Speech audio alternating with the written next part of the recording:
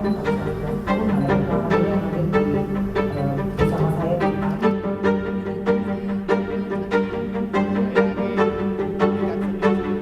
Putra bungsu Presiden Joko Widodo, Kaisang Pangarep punya elektabilitas menjulang di sejumlah survei.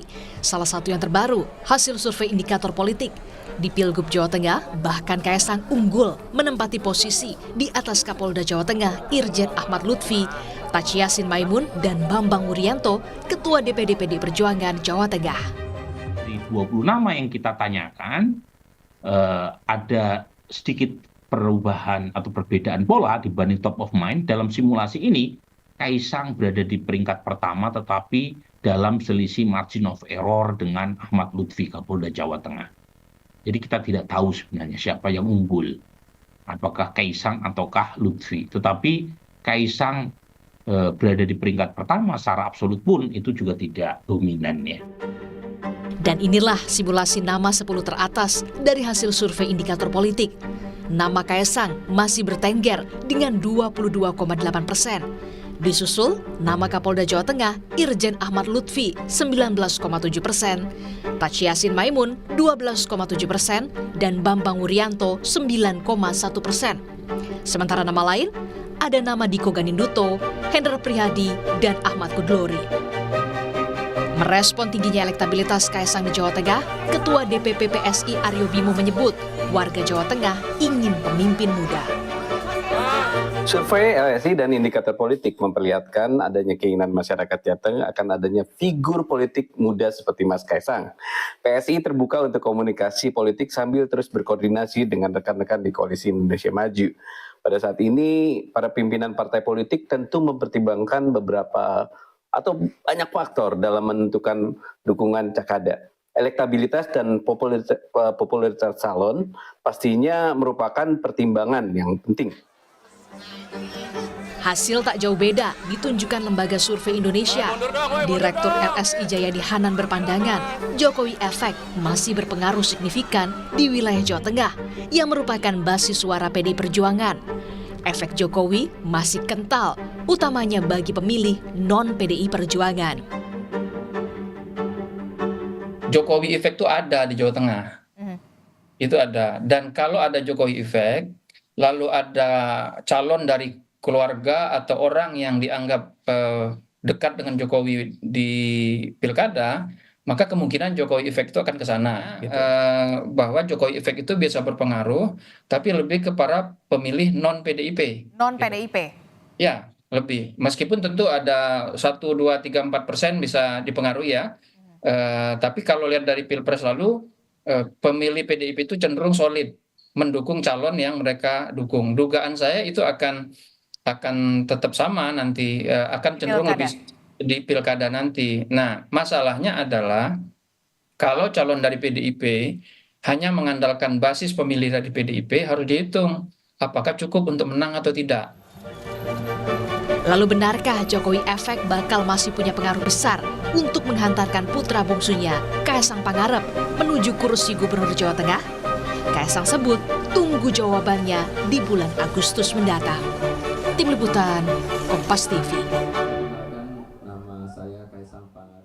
Putra bungsu Presiden Joko Widodo, Kaisang Pangarep, punya elektabilitas menjulang di sejumlah survei di Jawa Tengah yang jadi basis suara PDI Perjuangan.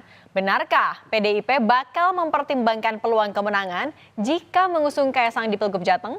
Kita bahas bersama Direktur Indonesian Presidential Studies, Mas Nyarwi Ahmad. Mas Nyarwi, selamat sore. Selamat sore, Cindy. Mas Nyarwi, kalau tadi kan LSI bilang sebenarnya elektabilitas Mas Kaisang tinggi karena ada modal Jokowi effect. Nah, tapi kalau PSI bilangnya ya masyarakat pengen pemimpin muda. Mas Nyarwi ngeliatnya dengan modal itu, Kaisang lebih kuat di mana sih? Jakarta atau Jateng sebenarnya? Ya, kalau Jokowi efek ya, itu saya kira di banyak daerah terjadi gitu ya.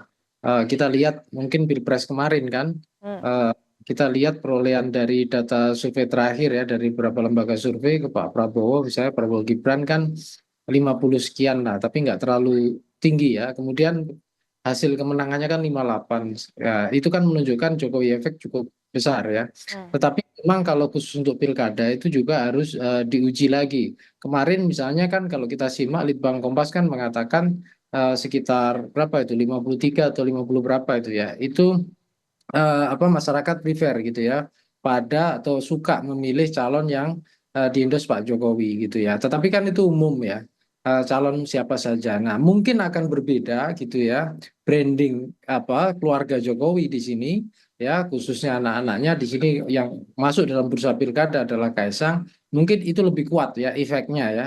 Artinya Jokowi efek itu sebenarnya bisa luas ya ke siapa saja yang di-endorse Jokowi atau siapa yang terasosiasi dengan Jokowi gitu, tetapi efek itu tampaknya lebih kuat khususnya untuk apa namanya keluarga ya Presiden Jokowi.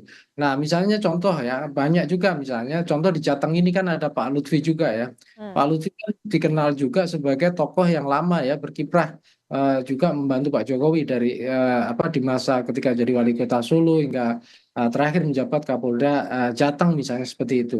Saya kira posisi Pak Lutfi juga sering diasosiasikan dengan Jokowi, tetapi saya kira Pak Lutfi sendiri secara apa personal brand personalnya juga jalan ya, artinya tumbuh dan berkembang ya secara independen. Nah, tetapi di sini kita simak kan ada sosok Mas Kaisang kan gitu.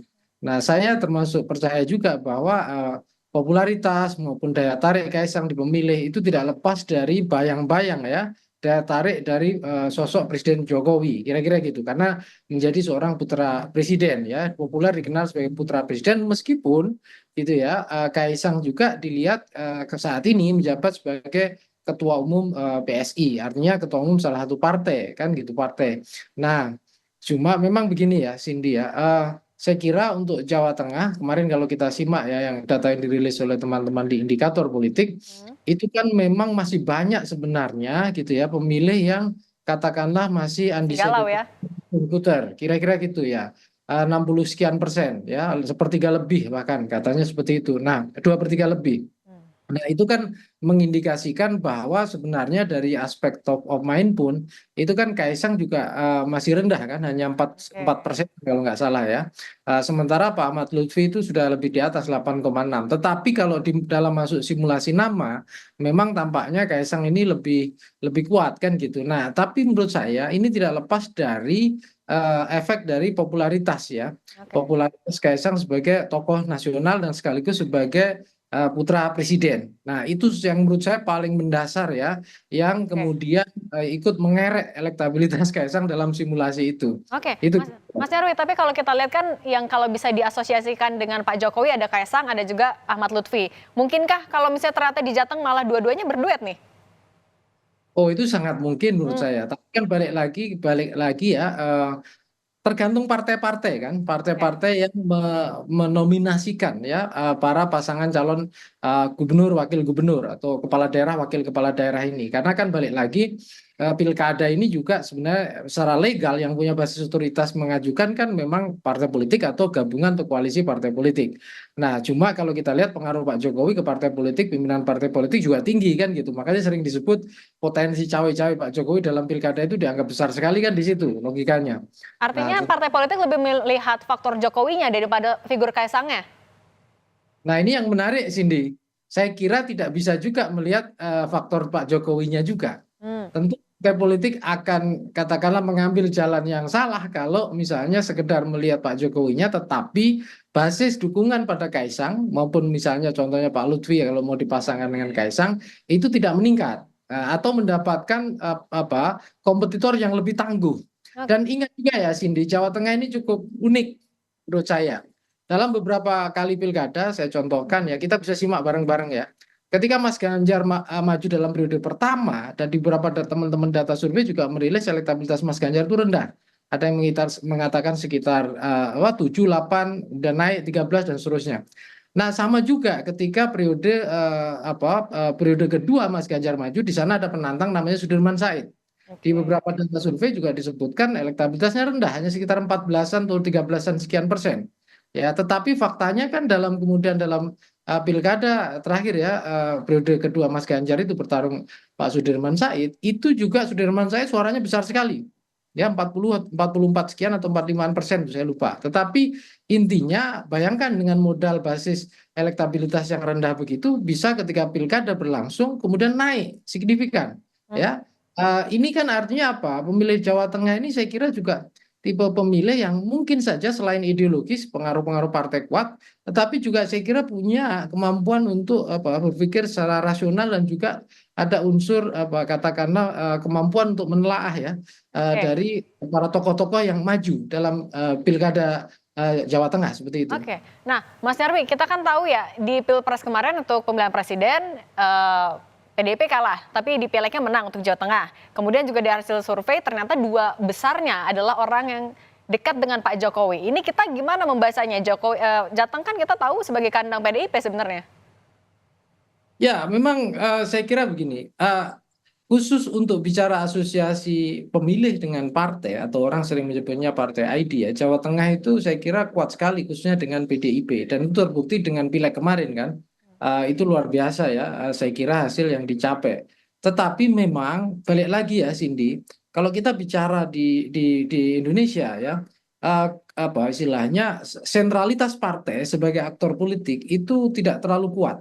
Partai berusaha melakukan pelembagaan politik ya, tetapi sesungguhnya yang lebih mudah dilihat kinerjanya itu adalah tokoh-tokoh atau paling mudah dikenal paling enggak adalah tokoh-tokoh. Nah kebetulan gitu ya di partai PDIP ini satu selain banyak tokoh gitu ya, itu seringkali juga mungkin kemampuan komunikasinya tidak semaksimal gitu ya. Tokoh-tokoh yang bisa memanfaatkan pola-pola komunikasi dengan baik ya atau misalnya dengan memanfaatkan berbagai instrumen seperti sosial media. Nah, saya kira ini termasuk juga ya Jawa Tengah hari ini kalau kita lihat ya dari beberapa data survei sesungguhnya menurut saya ya sudah pada fase kalau dikatakan krisis tokoh ya saya kira juga itu sudah bisa aja dikatakan begitu ya. Kenapa? Karena kan dulu gitu ada tokoh namanya Mas Ganjar, tapi kan udah 2 kali periode maju gubernur, kemarin udah maju pilpres. Pasca Mas Ganjar memang ada beberapa tokoh ya, wali kota Semarang, kemudian beberapa tokoh-tokoh yang lain gitu.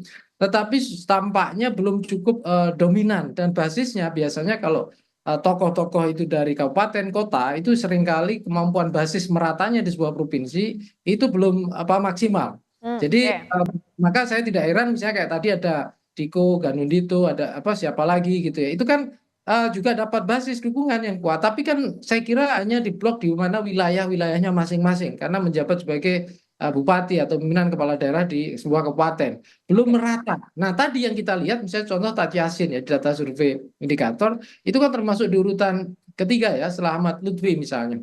Menurut saya itu wajar karena Gus Yasin ini sudah pernah menjadi wakil gubernur dan kemarin juga maju untuk DPD yang saya kira juga daya jangkau sebaran pengaruh ke pemilihnya juga makin meluas gitu. Nah, Oke. ini kan kalau kita lihat polanya ya sebenarnya dilemanya Cindy ya dalam pilkada khususnya untuk pilgub ya saya lihat ini kan ada dua kecenderungan ya dari tokoh yang dinominasikan. Satu tokoh-tokoh nasional yang popularitasnya itu juga nasional gitu. Ada yang kemudian terasosiasi dengan brand yang sangat kuat termasuk Kaisang seperti ini itu apalagi putra presiden, keluarga Presiden Jokowi gitu. Ada juga yang kemudian tidak terasosiasi dengan tokoh yang kuat. Oke. Padahal asosiasi dengan partai aja tidak cukup untuk sebuah pilkada. Itu versi kelompok elit satu. Elit yang kedua adalah elit-elit dari figur-figur kepala daerah di bawahnya, yaitu kabupaten kota. Mereka rata-rata kuat dan jawara di masing-masing, tetapi kemudian basis pengaruhnya untuk tingkat kemerataannya itu seringkali tidak maksimal. Makanya itu Oke. saya lihat itu dilema-dilema yang hampir dihadapi oleh semua partai, khususnya untuk Oke. pilgub. Oke, Mas Nyarwi singkat saja, Mbak Puan kan terakhir bilang kayaknya lagi mempertimbangkan juga nama Kaisang di Pilgub Jateng. Ini apakah mengarahkan kalau memang ada krisis ketokohan atau hanya cek ombak atau apa? Boleh singkat saja Mas Nyarwi. Ya, saya kira Mbak Puan menyadari itu juga, gitu loh. Tentu PDI Perjuangan juga tidak mau ya, istilahnya dalam berbagai laga politik itu kemudian kalah atau tertinggal. Tetapi saya kira itu juga bagian dari strategi Mbak Puan juga untuk mempertimbangkan tokoh-tokoh yang dianggap potensial dan bisa kemudian dinominasikan oleh PDI Perjuangan. Nah, hanya saja gini, itu kan tidak mudah karena PDI Perjuangan ini kan partai yang punya tradisi sangat kuat untuk mengendos kadernya. Sementara ketegasan dari sosok kan Pak Kaisang ini kan ketua umum PSI ya. Oke. yang dulu dirayu-rayu masuk PDI Perjuangan sama Mbak Puan kan gitu. Tapi Oke, akhirnya baik. PSI. Nah, di sini saya kira Oke. terjadi tarik-menarik di dalam PDI Perjuangan untuk Oke, baik. itu tidak mudah saya kira untuk menominasikan Kaisang sebagai kandidat untuk Jawa Tengah. Oke, kita lihat nanti ya, apakah benar ada kejutan di Agustus nanti. Terima kasih Direktur Indonesian Presidential Studies Mas Nyarwi Ahmad sudah berbagi untuk Rumah Pemilu. Sehat selalu, Mas.